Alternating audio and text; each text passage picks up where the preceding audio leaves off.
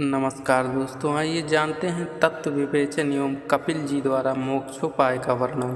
श्री कपिल भगवान बोले, हे अम्बे, अब मैं तुम्हें सब तत्वों का लक्षण अलग अलग समझाकर कहता हूँ, जिसे जान लेने पर तुम प्रकृति के गुणों से मुक्त हो जाओगी।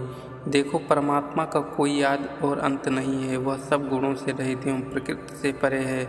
उसी की सब ओर चमक है तथा वह स्वयं में ही प्रकाशमान है कि जिससे युक्त होकर यह संसार प्रकाशित हो रहा है, वही प्रकृति भी है।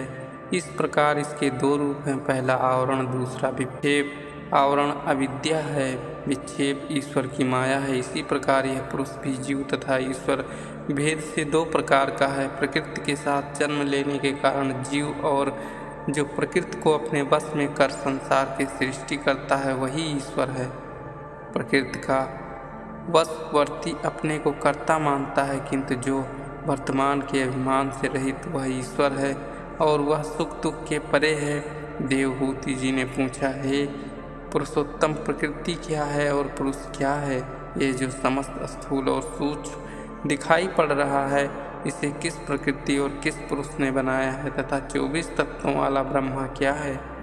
श्री भगवान बोले, हे मानवीय, माया के मार्ग रूप 24 तत्व हैं। पृथ्वी, जल, तेज, वायु, आकाश, ये 5 महातत्व हैं। गंध, रूप, रस, स्पर्श और शब्द, ये 5 महातत्वों के गुण अर्थात तन्मात्रा, श्रोत्रात्मक, त्वचा, चक्षु, जिह्वा, ज्ञान, वाक, हाथ, चरण, गुदा और लिंग, ये 10 ज्ञान इंद्रियां और काम इंद्रियां हैं।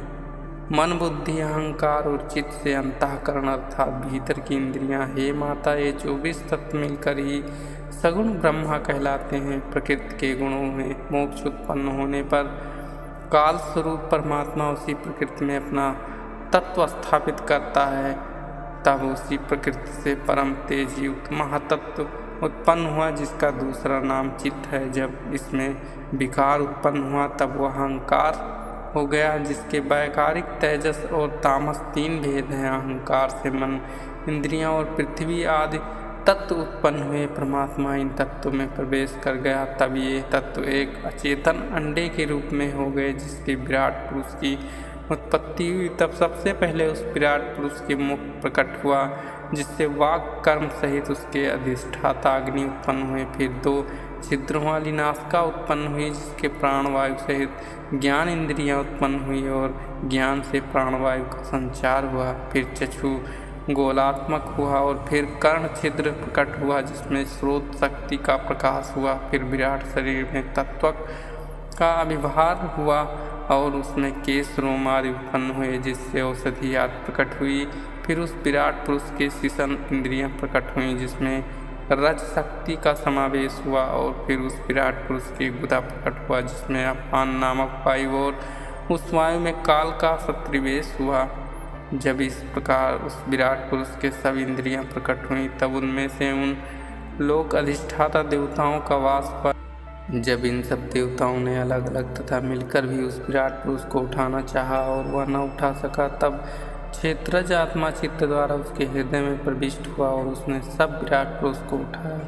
हे माता, इसी प्रकार बिना क्षेत्रज्ञ आत्मा के उठाए सोया हुआ मनुष्य उठ नहीं सकता। आत्मा ही सबका नियंता और ईश्वर है।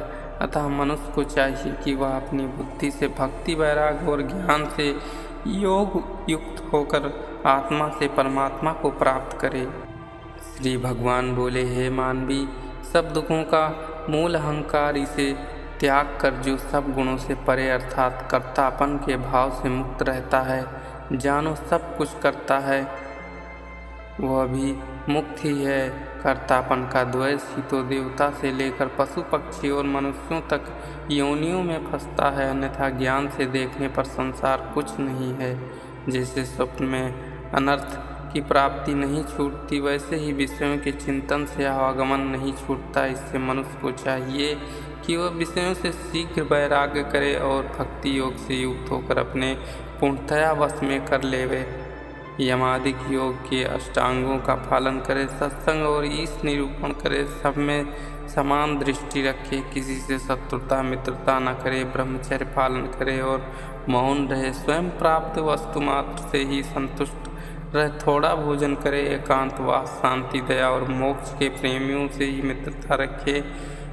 स्त्री पुत्रादि स्नेह, शरीर, अहंकार और इसकी ममता न करे। साथ ही वह प्रकृति पुरुष के तत्वों का विचार भी करता रहे।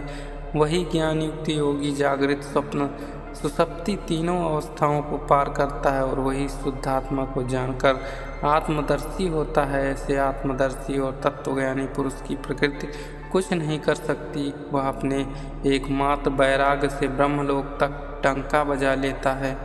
आत्मज्ञान होने से उसके सारे संदेह स्वयं ही नाश हो जाते हैं। यहाँ तक कि ऐसा योगी लिंग शरीर का भी नाश कर आवागमन से मुक्त हो जाता है। हे माता, इस प्रकार जो अपने चित्त को मुझ में लगाकर योग युक्त हो जाता है और समृद्धि मायाओं में नहीं भूलता, उसे मृत्यु के हाथ नहीं फंसना पड़ता, अर्थात उसे मेरी आत्मिक गति प्राप्त हो जाती है।